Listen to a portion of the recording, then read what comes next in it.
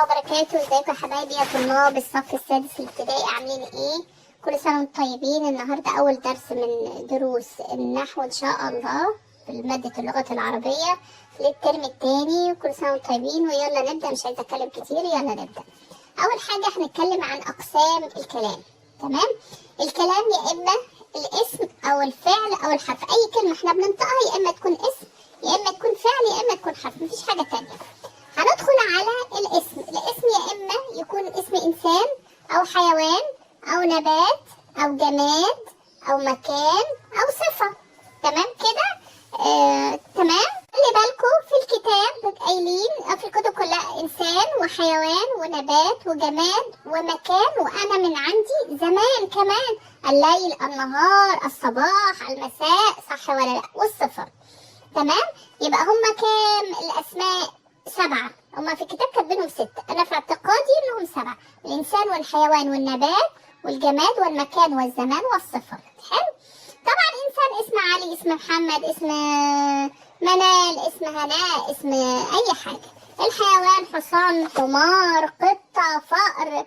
النبات برضو زرع، ورد، اي حاجه، فل زي ما مكتوب. الجماد باب، مكتب، لوحه، مدرسه، سبوره. المكان القاهره، والمدرسه خلي بالكم من المكان مش من الجماد. القاهره، اسوان، الاقصر. خلاص. الصفه ضخم، قصير، طويل، جميل، قبيح. طيب اعرف منين ان الاسم ده هو اسم؟ اعرفه منين؟ الكلمه اللي قدامي دي اعرفها انها اسم، اضيف لها يا اما الف ولام لو جت، يعني ما ينفعش تقول لي يلعب، قال يلعب، مفيش حاجه في الافعال تقدر تحط لها الف ولام. في على، ما ينفعش اللي هي الحروف دي على من، ما ينفعش تقول لي ال تحط لها ال من او ال في، ما ينفعش. صح كده؟ يبقى ايه؟ لو حطينا الف ولام زي كلمه مدرسه احط لها الف ولام، بقت ايه؟ هي صح اسماء. خلاص؟ طيب او انونها، مدرسه انونها يبقى الف ولام او تنوين او احط لها تاء مربوطه. صح كده؟ اي كلمه احط لها تاء مربوطه تبقى ايه؟ تبقى اسم، مش كده برضو؟ خلاص. اي كلمه نحط لها تاء مربوطه بتبقى ايه؟ بتبقى اسم.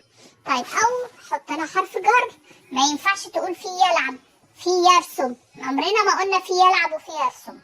انما في المدرسه، في الملعب، في المكتبه، يبقى حروف الجر اللي حطيتها قبل الكلمه وقبلت الكلمه هذا حرف الجر يبقى اذا هي اسم. حط نداء قبل الكلمه، ما قلتش يا يلعب، ما بنقولش يا يرسم، ما بنقولش يا يجري، عمرنا ما حطينا أداة نداء قبل الأفعال. صح كده؟ وقبل الحروف ما قلناش يا في أو يا على، عمرنا ما قلنا الكلام ده، لكن بنقول يا مدرسة. صح؟ يا علي. خلاص، ما ينفعش نقوله يا مدرسة، خلاص كده، بس نقوله مدرستي، يعني اهي دي أداة نداء. نقوله يا علي، يا محمد. صح كده؟ يا جميلة.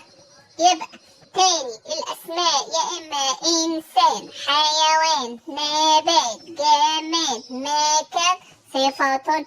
إنسان، حيوان، نبات، جماد، مكان، صفة. إنسان، حيوان، نبات، جماد، مكان، صفة. أعرفها بعلامات تميزها عن الأفعال والحروف. تعرف الأسماء بعلامات تميزها عن الأفعال والحروف. هي إيه؟ دخول الألف والتنوين، تاء مربوطة، جر نداء. دخول الألف والتنوين، تاء مربوطة، حروف الجر ونداء. حلو الكلام؟ ندخل بقى على أقسام الاسم نفسه. عرفنا إن هو اسم، خلاص، بس نخشوا احنا اتكلمنا على أقسام الاسم وعرفنا الأسماء. طب ندخل على أقسام الاسم من حيث في حاجة من حيث العدد، عدده شكله ايه، او التنكير والتعريف. لسه هندخل العدد والتنكير والتعريف، وفي كمان اسماء الاشاره دي احنا واخدينها زمان.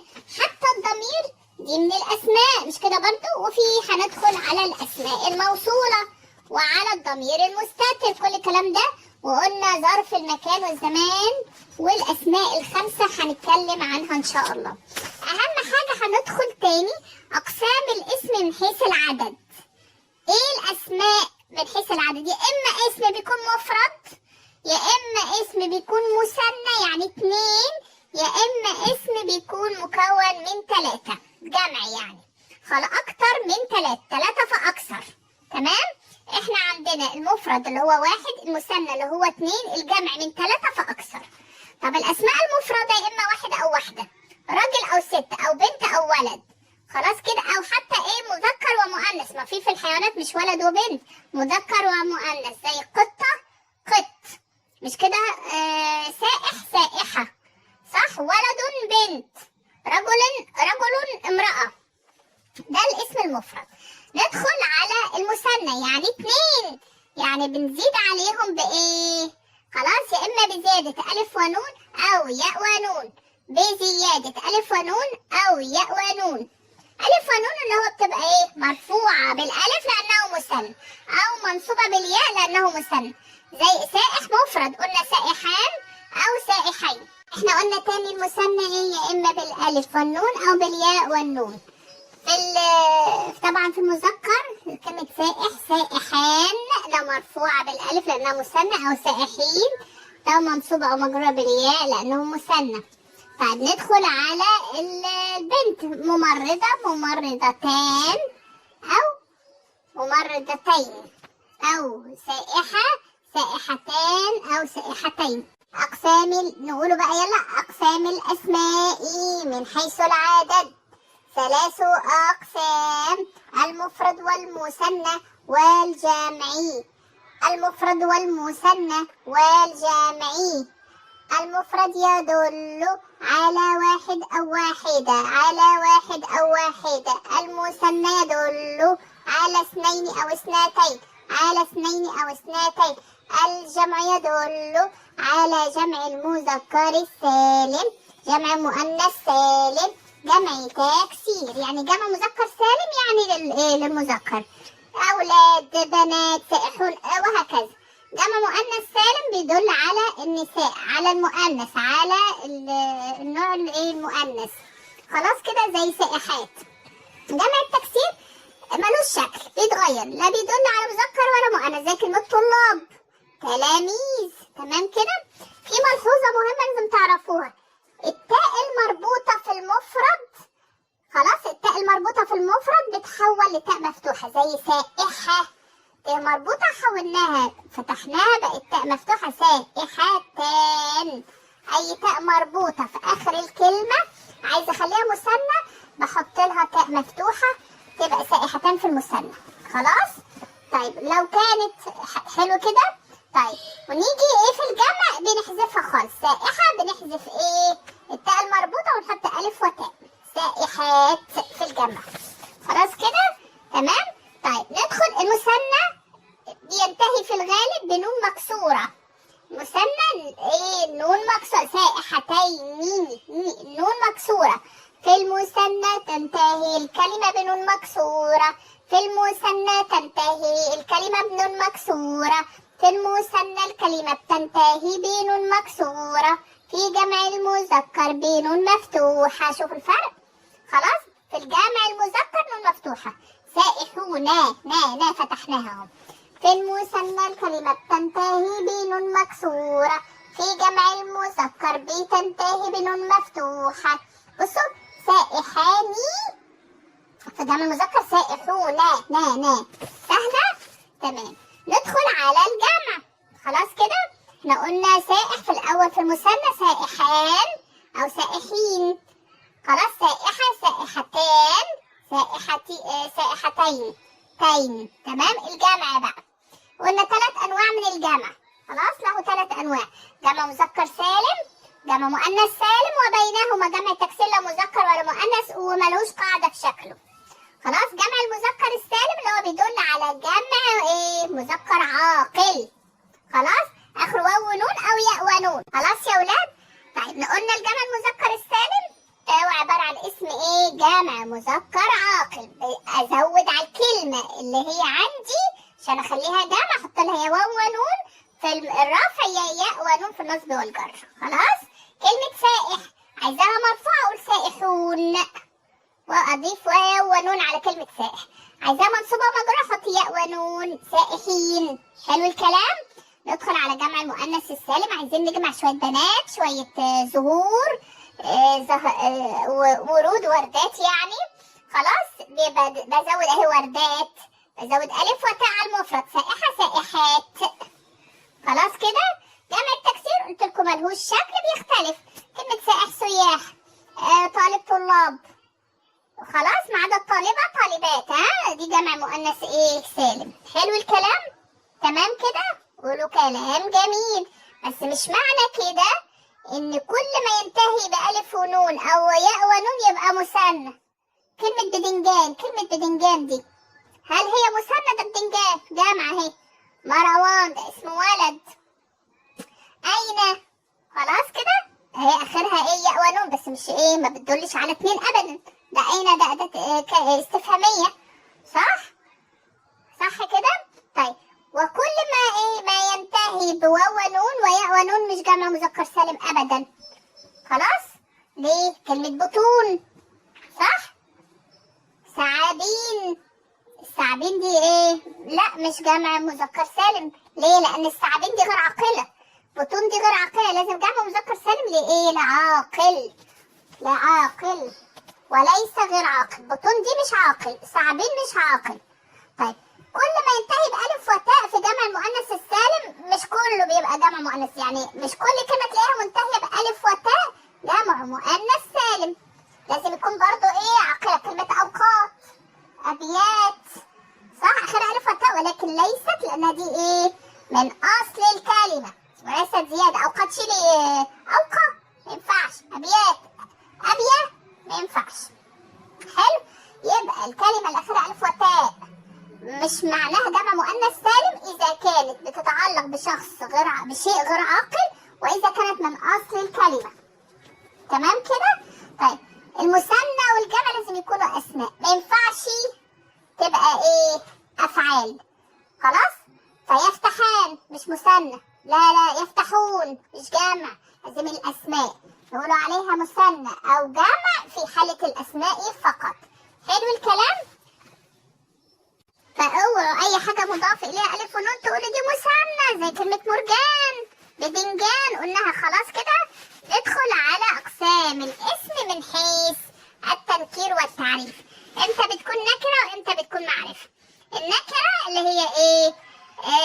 شيء غير محدد، مش بعينه، مش قاسي. كلمه قلم، اي قلم في الدنيا، مش قلم حد معين. تمام كده. فهي لا تدل، اسم يدل على ايه؟ على غير محدد، على حاجة غير محددة. طيب أما المعرفة لا، على شيء محدد وليه أنواع، يا إما أعرفه بألف ولام، يا إما أعرفه بعلم، يا إما أعرفه بضمير. طيب يا جماعة يلا بينا نتكلم عن تاني، هنعيد تاني عشان ما تنسوش. هنتكلم، احنا قلنا النكرة اللي هي ايه؟ غير محددة. خلاص. والمعرفة هنقول المعرفة كلها اللي علينا كلنا من سنة 6 لحد الإعدادية بإذن الله. أقسام المعرفة يا إما ضمير، الضمير معرف زي أنا، أنت، هو، هي، تمام كده. أو العلم، يعني إيه العلم؟ يعني معلوم، اسم شخص زي محمد، زي سلمى، زي عبد الله، زي جانا. نرجع تاني يا ولاد نقول ان المعرفة احنا قلنا نكرة ومعرفة، تمام. المعرفة قلنا اللي هي الضمير، اللي هو انا، انت، هو، هي، سواء ضمير متكلم، سواء ضمير مخاطب، سواء ضمير غائب. خلاص. احنا قلنا الضمائر انا، انت، هو، هي، ضمائر متكلم اللي هو انا ونحن، انت وانتي مخاطب، هو وهي طبعا ضمائر ايه؟ ضمائر غائب. هندخل على العالم، احنا كنا لسه قايلينه، الاسماء كلها اللي هي الاعلام، سواء دولة، سواء نقوله مصر، محمد، عبد الله، امريكا، فرنسا، كل دي اسماء عالم. اسماء الاشارة معروفة، هذا، هذه، هذان، هاتان، هؤلاء، تمام. الاسماء الموصولة اللي هي ايه؟ الذي، التي، الذين، كل دي اسماء ايه؟ معرفة. المعرف بقال معروفة طول عمرنا. رجل ده قلنا ايه؟ غير محدد. قلم غير محدد. بيت غير محدد، نحط له ألف ولام تبقى الرجل، القلم، البيت. المعرف بالنداء، أما نادي يبقى أنا عرفت شخص يا رجل، يا بنيتي، يا مدرستي، يا وطني، يبقى أنا عرفتها بأن أنا ناديت على على مدرسة معينة أو على رجل معين. حلو الكلام. تاني، الأقسام المعرفة ضمائر زي أنا وأنت ونحن وهم وهن وهو وهي. خلاص ندخل على العالم. العالم أسماء زي محمد زي عبد الله. أسماء الإشارة هذا هذه هذان هاتان هؤلاء. أسماء الإشارة هذا وهذه هذان هاتان هؤلاء. الأسماء الموصولة بتكون الذي واللاتي الذين واللذان واللاتان. والمعرفة بال: الرجل، البيت، الوطن، البنت. المعرف بالنداء: يا رجل، يا بنياتي، يا مدرستي. ندخل على أسماء الإشارة. قلنا تاني، هنعدها تاني: هذا هذه هذان هاتان هؤلاء. هذا للمفرد المذكر القريب. هذه للمفرد المؤنث ولجمع غير العاقل القريب. يعني ما بنقول مثلا هذه بنت واحدة، هذه كاتبة. طيب القصة، هذه قصة، سواء مفرد لغير العاقل أو جمع. هذه قصص، ما ينفعش تقول ايه، ما تقولش هاتان مثلا مثنى قصتان، لا، هذه قصة، هذه قصص. خلاص كده. للجمع العاقل بتقول عليها هؤلاء، انما جمع غير عاقل بتقول عليها ايه، هذه. خلاص ندخل على هذان مثنى مذكر. هذان كاتبان، هذان قلمان. انما القصة قلنا عليها ايه، هذه. ممكن تقول هذه قصتان، ممكن، او تقول هذه ايه، هاتان قصتان. خلاص. هذه في الجمع بتقول ايه لغير العاقل هذه. خلاص، سواء مذكر او مؤنث. حتى القلم ده مذكر، هذا قلم، لكن بتقول عليه اقلام، هذه اقلام. ندخل على الايه، هاتان مثنى مؤنث سواء عاقل ولا غير عاقل. هاتان سواء المثنى، سواء الشيء اللي انا بسميه بخليه اتنين، سواء ايه عاقل او غير عاقل. هاتان كاتبتان، هاتان قصتان. ايش دعوه القصص دي عاقله ولا غير عاقله؟ هؤلاء للجمع، هؤلاء للجمع العاقل فقط، سواء مذكر او مؤنث. يبقى هؤلاء للجمع الايه العاقل سواء مذكر او مؤنث. هؤلاء كاتبون وهؤلاء كاتبات. دي اسماء اشاره للقريب. هذا للمفرد المذكر للقريب، هذه للمفرد المؤنث القريب ولجمع غير العاقل. هذان مثنى المذكر عاقل او غير عاقل. هاتان مثنى مؤنث عاقل او غير عاقل. هؤلاء للجمع العاقل سواء مذكر او مؤنث. كل دول للقريب. هذا للمفرد القريب المذكر. هذه للمفرد المؤنث القريب وللجمع غير العاقل سواء مذكر او مؤنث. يعني اقول هذه اقلام او هذه قصص. طيب هذا للمثنى المذكر القريب سواء، تمام كده، هذان سواء عاقل او غير عاقل، زي هذان كاتبان، هذان قلمان. تمام. هاتان للمثنى المؤنث القريب سواء عاقل او غير عاقل. هاتان كاتبتان، هاتان قصتان. هؤلاء الجمع العاقل سواء مذكر او مؤنث، زي هؤلاء كاتبون وهؤلاء كاتبات. هؤلاء للجمع بس عاقل، انما للجمع غير العاقل هذه. ندخل على الاسماء الاشاره للبعيد. ذلك للمفرد المذكر، تمام، البعيد. وتلك المفرد المؤنث برضو البعيد، زي ذلك نجم مضيء، النجوم بعيدة فلازم أقول عليها ذلك مش هذه أو هذا. تمام. تلك المفرد المؤنث برضو البعيد. تلك طائرة محلقة، الطيارة بتبقى بعيدة مش قريبة. يبقى أسماء الإشارة أسماء محددة بتدل على شخص أو شيء لما أشاور إليه أو أشير إليه. خلاص. طب الاسم اللي بيأتي بعد اسم الإشارة مشار إليه. هذه بنت، يبقى بنت ده ايه مشار اليه. بعد اسم الاشاره لو كان نكره بيعرب ايه خبر. حلو الكلام. طيب يبقى اسم اشاره زائد نكره ده بيتمم معناها خلاص كده بيعرب ايه؟ خبر. حلو. ندخل على حاجة تانية خالص، الضمير البارز. البارز الظاهر يا اما منفصل بكلمة لوحده يا اما متصل بالكلمة. حلو. الاسم ضمير البارز المنفصل بيبقى بارز لوحده ظاهر في الكلمة، مش متصل بكلمة اخرى.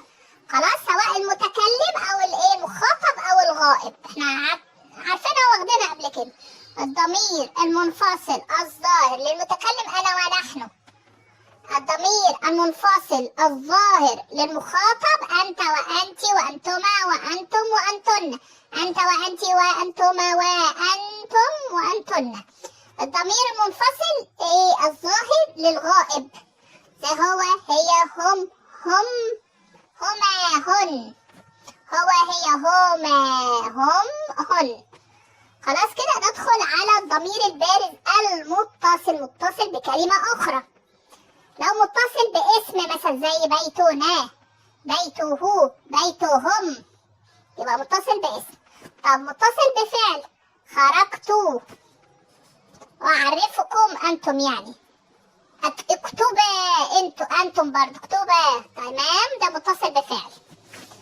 طب متصل بحرف من وإيه وإلى وعن، نضيف لها منه أو منهم أو إليهم أو إليكم أو عني أو عنكم. صح كده؟ دي إيه متصلة. خلاص. ندخل على الضمائر المستترة، يعني مش ظاهرة في الجملة بس بقدرها، لها تقدير كده مناسب ليها للفعل. صح؟ يعني ساعات تقول ضمير متصل تقديره أنا، تقول كتبت الدرس. يعني إيه كتبت أنا الدرس؟ كتب الدرس يعني كتب هو الدرس. كتبت الدرس يعني كتبت هي الدرس. خلاص. نكتب الدروس يعني معناها نكتب نحن الدروس. صح. تشرب اللبن معناها تشرب أنت اللبن. أو أشرب العصير يبقى أنا ضمير مستتر تقديره أنا. نشرب العصير ضمير مستتر تقديره نحن، كنا نشرب نحن العصير، بس نحن دي مستترة ومستخبية. تشرب أو إيه تشرب إيه العصير يعني تشرب أنت العصير. الولد يشرب العصير يعني الولد هو يشرب العصير. يبقى بنقول البنت تشرب العصير يعني البنت هي تشرب العصير. يعني ايه ضمير مستتر تقديره يا انا يا نحن يا انت يا هو يا هي يا انتم. برضو ضمير مستتر تقديره انتم. مش اشكال، صح ولا لا؟ صح. تمام. ندخل على الاسماء الموصولة. الاسماء الموصولة سهلة جدا. الذي، التي، اللذان، اللتان، الذين، اللائي واللاتي. الذي للمفرد المذكر، اسم موصول للمفرد المذكر. التي اسم موصول للمفرد المؤنث. وكمان زي هذه كده وجمع غير عاقل. الجمع غير العاقل بتقول عليها التي. تمام. اللذان اسم موصول للمثنى المذكر. اللتان اسم موصول للمثنى المؤنث. الذين لجمع المذكر. اللائي واللاتي لجمع المؤنث. يلا نقولهم. الأسماء الموصولة 6 هما الذي واللاتي واللذان واللاتان والذين واللائي واللاتي. الذي للمفرد المذكر. التي للمفرد المؤنث وجمع غير العاقل. التي دي زي ايه هذه بالظبط، تبقى للمفرد المؤنث في اسم الإشارة وجمع غير العاقل. اللذان للمثنى المذكر. تاني الأسماء الموصولة 6 يا أمور ويا أمور. الذي للمفرد المذكر. التي للمفرد المؤنث والجمع غير العاقل. اللذان للمثنى المذكر. اللتان للمثنى المؤنث. الذين لجمع مذكر. اللائي واللاتي لجمع المؤنث. تمام. هما 6 بس طبعا في ايه 6 انواع يعني مرتبطة بمفرد ومثنى وجمع. انما في جمع المؤنث فيهم كلمتين اسمين موصولين. يا اللائي يا اللاتي. اقول لكم معلومة، الفرق بين اللائي واللاتي: اللائي للامور الصعبة، جمع مؤنث في الامور الصعبة زي كلمة اللائي ولدنهم، تمام؟ دي للامور الصعبة. انما اللاتي بتبقى متعلقة بجميع جمع المؤنث، تمام كده. ندخل بقى على ظرف الزمان والمكان. ظرف الزمان وظرف المكان. ظرف الزمان يعني اسم يوضح زمان حدوث الفعل. امتى حصل؟ بجاوب على امتى، فبقول ليلا، شتاء، دقيقة، امسا، صباحا، مساء، ظهرا، عصرا، كل ده ظرف الزمان. ظرف المكان بتكلم عن ايه؟ زمن؟ لا، بتكلم عن مكان حدوث الفعل. فين؟ بجاوب على كلمة فين، تمام؟ يبقى ظرف الزمان بجاوب عن امتى او متى. ظرف المكان اين او ايه، فين يعني. فاللي هي ظرف المكان زي خلف، تحت، امام، داخل، يسار، يمين، فوق، كله بقى. خلاص، يبقى بسأل بجاوب عن ظرف الزمان لما الاقي اداة الاستفهام متى. خلاص. وظرف المكان اين، بجاوب عن اين، او لقيت انا ظرف المكان بسأل انا باين، لقيت ظرف الزمان بسأل بمتى. طيب بعض الظروف زي قبل، بعد، عند، وسط، بين، ساعات بتكون مكان وساعات زمان حسب الجملة. قبل الظهر ده ظرف زمان، قبل مثلا القاهرة تبقى ظرف مكان، بعد الإسكندرية ظرف مكان، بعد العصر ظرف زمان، عند مثلا عند البحر تبقى ظرف ايه، مكان، عند الظهيرة ظرف زمان. يبقى قبل، بعد، عند، وسط، بين قد تقبل مكان او زمان حسب سياق الايه، الجملة. تاني قولوهم ورايا: قبل، بعد، عند، وسط، بين. قبل، بعد، عند، وسط، بين. قد تكون ظرف مكان وقد تكون ظرف زمان، ولكن في سياق الجملة. ندخل على الأسماء الخمسة يا حبايبي. هما 5 أسماء: أب، أخ، حم، فو، زو. تاني: أب، أخ، حم، فو، زو. الأب اللي هو الأب اللي احنا أبهاتنا، والأخ اللي هو أخويا، والحم اللي هو إيه، والد الزوج أو الزوجة. يعني راجل متجوز أبو مراته يبقى اسمه حماه، وهي أبو جوزها اسمه إيه، حماها. وفوق اللي هو الفم، وزو اللي هو الصاحب. علامات إعراب الأسماء الخمسة إيه؟ لازم إيه؟ علامات فرعية. علامات إعراب الأسماء الخمسة علامات فرعية مش أصلية. بالحق العلامات الأصلية هي الضمة والفتحة والكسرة، تمام؟ إنما الفرعية الواو والألف والياء، الواو والألف والياء، تمام؟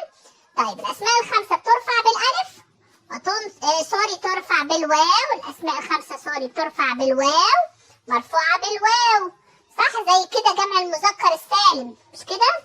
مرفوعة بالواو لأنها جمع مذكر سالم. الأسماء الخمسة برضو بترفع بالواو وإيه؟ وتنصب بالألف وتجر بالياء. تاني: ترفع بالإيه؟ بالواو وتنصب بالألف وتجر بالإيه؟ بالياء. حلو الكلام؟ حلو الكلام. طيب ندخل على عائلة الكلمة، يعني أصلها أو جذرها.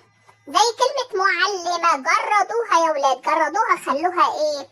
خلوها غير قابلة للزيادة. معلم شيلوا الميم، جيبوا الحاجة من إيه؟ فعلها الماضي بتاعها. زي كلمة علمة، خلاص؟ منها بقى جذورها إيه؟ معلم، تعليم، عالم، متعلم، علماء، معلمة، معلومات، كلها من إيه؟ من عائلة الكلمة. خلاص، كلها من عائلة الايه، الكلمة. زي اجتماعي من جامعة، اجتماعي من جامعة، صح؟ اجتماعي، اجتماع، مجتمع، كلها من ايه، من اصل او جذر كلمة جامعة، تمام؟ ندخل على حروف العطف: ثم، و، ف، وأو، وبل، تمام؟ و، وفا، وثم، وأو، وبل. هي مش مكتوبة في الكتاب بس وبل كمان. خلاص كده، دي حروف العطف. اللي بعدها ايه؟ قلنا دي اسمها حرف عطف بتاعنا، اللي بعدها اسمها ايه؟ معطوف عليه، معطوفة، تمام؟ سهلة كده. طيب ندخل على اسلوب الاستفهام. اسلوب الاستفهام يعني لازم تكون اداة الاستفهام وراها طبعا اسلوب الاستفهام عبارة عن اداة الاستفهام، وفي اخر الكلمة ايه؟ علامة الاستفهام. فبتجاوب عليها مثلا بكلمة ايه؟ لو هل تبقى نعم، هل كذا كذا، هل انت، فنعم او لا. من ادوات الاستفهام نحفظها: ما وماذا ومن واين ومتى وكم ولماذا وكيف وهل وآه. ألعبت الكرة اهي ألف، ألعبت الكرة وعلامة استفهام يبقى لازم تجاوب نعم أو لا. ما وماذا دي إجابة، ما لازم تجاوب بعد ما وماذا، مش شرط إيه ومن، ما بتجاوبش بإيه؟ بنعم أو لا. خلاص؟ ما، ماذا، من، أين، متى، كم، لماذا، كيف، هل، آه. هل وآه دي اللي بنجاوب عليها بإيه؟ بنعم ولا، بس الاتنين دول. الباقي إجابات عادية على حسب السؤال. خلاص؟ ما، ماذا، من، أين، متى، كم، ولماذا، وكيف، وهل وآه. خلاص كده ندخل على أسلوب النداء. فيها أداة نداء والمنادى. أداة النداء اللي هي يا وآ، عمر، محمد، أداة النداء. وبعدين إيه؟ المنادى، الشخص اللي إحنا بننادي عليه. ده أسلوب النداء مكون من 2، أداة النداء والمنادى. ندخل على أسلوب التعجب. خدوها ميزان كأنكم بتوزنوا كده إيه، كيلو طماطم ولا كيلو تفاح. ما أفضل، على وزن ما أفعل، على وزن ما أفعل. ما أطول، ما أجمل، ما أحلى، ما أروع. على طول على وزن ما أفعل، وزنوها على وزن ما أفعل. وطبعا بتحطوا في الآخر علامة التعجب اللي هي زي الواحد وتحتها نقطة، يبقى ما اللي هي إيه؟ تعجبية. أسلوب النداء مكون من 4 حاجات: ما التعجبية، فعل التعجب، والمتعجب منه. ما التعجبية اللي هي معروفة ما، وإيه؟ وفعل التعجب ما أجمل، ما أحلى، ما أطول، ما أعظم، ما أفضل، ما أفعل. كلها إيه؟ على الوزن أفعل. والشيء اللي أنت متعجب منه ما أجمل البنت. وأداة الاستفهام اللي هي علامة إيه؟ أداة التعجب اللي هي علامة التعجب. سهلة؟ يبقى أسلوب التعجب مكون من 4 أركان: ما التعجبية، وفعل التعجب، والمتعجب منه، وعلامة التعجب. ندخل على أسلوب النهي. لا النهية. خلاص؟ يعني إيه؟ معناها إن الشخص ده أو المخاطب ده لم يفعل الشيء. خلاص؟ ماشي كده. أسلوب النهي، أسلوب النهي كلمة لا النهية، نهي المخاطب بمنعه إن هو يفعل الشيء.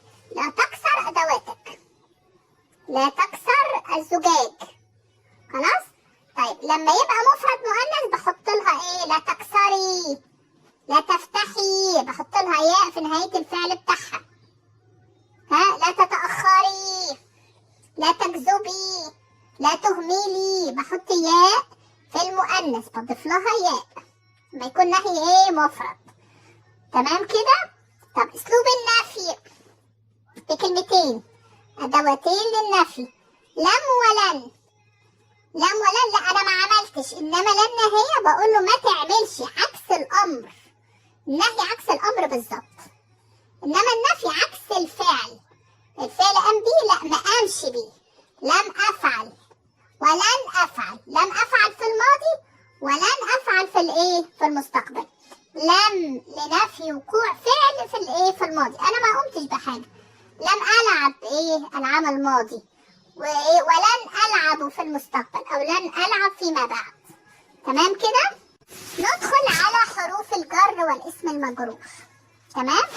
حروف الجر ما بتعطيش معنى إيه بمفردها، هي لوحدها ملهاش معنى، لكن بتحتاج اسم بعدها عشان تديني معنى، تفيدني. قلنا حروف الجر من وإلى وعن وعلى وفي والباء والكاف واللام. خلاص تاني، من وإلى وعن وعلى وفي والباء والكاف واللام. حروف الجر بتدخل على الاسم الموصول أو اسم الإشارة أو الضمائر المتصل. خلاص؟ حرف الجر ساعات بيعطيني معنى مكان.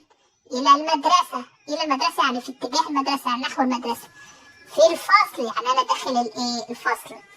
خلاص؟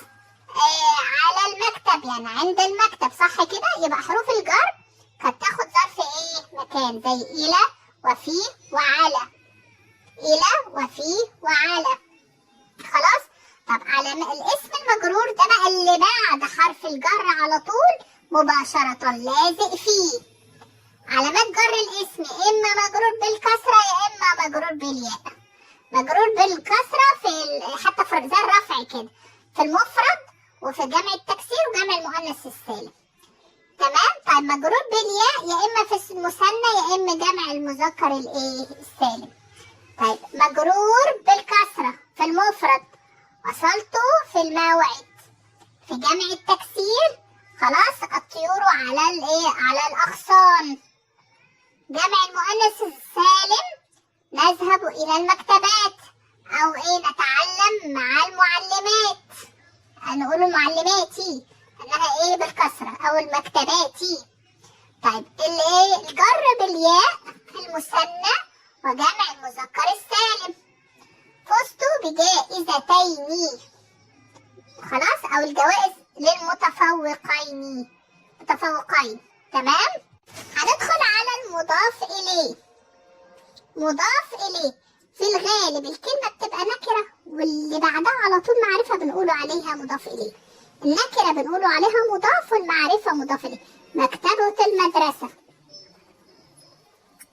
والمضاف اليه برضو ممكن يكون الاسم الواقع بعد الاسماء الخمسة بيبقى مضاف اليه، بيعرف مضاف اليه. تمام كده. طيب علامات بيبقى مضاف اليه لازم يكون المضاف بيبقى قبله المضاف نفسه بيبقى نكرة مش معرف بأن. خلاص. وما بنحذفه منه التنوين. خلاص. وبنعربه حسب الموقع في الجملة. ماشي كده. زي مكتبة المدرسة مفتوحة. مكتبة مبتدأ مضاف صح. مكتبة مبتدأ مرفوع بالضمة مضاف. المدرسة مضاف إليه. خلاص كده. مفتوحة خبر. المدرسة مفتوحة مش كده برضو. يبقى مفتوحة طبعا خبر مرفوع بالضمة. طيب دخل التلاميذ مكتبة المدرسة. مكتبة المدرسة اهي. مكتبة دخل فعل ماضي. التلاميذ فاعل. مكتبة المدرسة مفعول به. مكتبة مضاف والمدرسة مضاف إليه والمكتبة المدرسة مفعول به. خلاص كده. ممكن نقول دخل التلاميذ مكتبة. دخل طبعا فعل ماضي والتلاميذ فاعل ومكتبة مفعول به. خلاص. مكتبة يبقى مكتبة مفعول به مضاف. مفعول به مضاف والمدرسة مضاف إليه. جلسنا في مكتبة المدرسة. جلسنا فعل ماضي والناء الفاعل والفعل ضمير مستتر تقديره نحن. في حرف جر. مكتبة اسم مجرور اسم مجرور مضاف والمدرسة مضاف إليه. علامات جر المضاف إليه يا إما مجرور بالكسرة يا إما مجرور بالياء. علامات جر المضاف إليه إما مجرور بالكسرة أو مجرور بالياء. بالكسرة يعني إمتى ما يكون مفرد أو جمع تكسير أو جمع مؤنث سالم. يا إما مفرد جمع تكسير جمع مؤنث سالم. مفرد زي حقوق العامل. جمع التكسير حقوق العمال. جمع مؤنث سالم حقوق العاملات. طيب مجرور بالياء في المثنى زي العاملين أو في جمع المذكر السالم برضو حقوق العاملين. هنا العاملين في المثنى حقوق العاملين. في جمع المذكر السالم حقوق العاملين. وهنا وقفنا لسه ان شاء الله هنكمل الجزء الثاني ده الشامل بتاع اهم قواعد النحو للصف السادس الابتدائي وللصف الرابع الابتدائي والاهم للصف السادس والخامس. خلاص. هو الاهم للصف السادس باذن الله. واقول لكم السلام عليكم ورحمة الله وبركاته. باي باي. مع السلامة.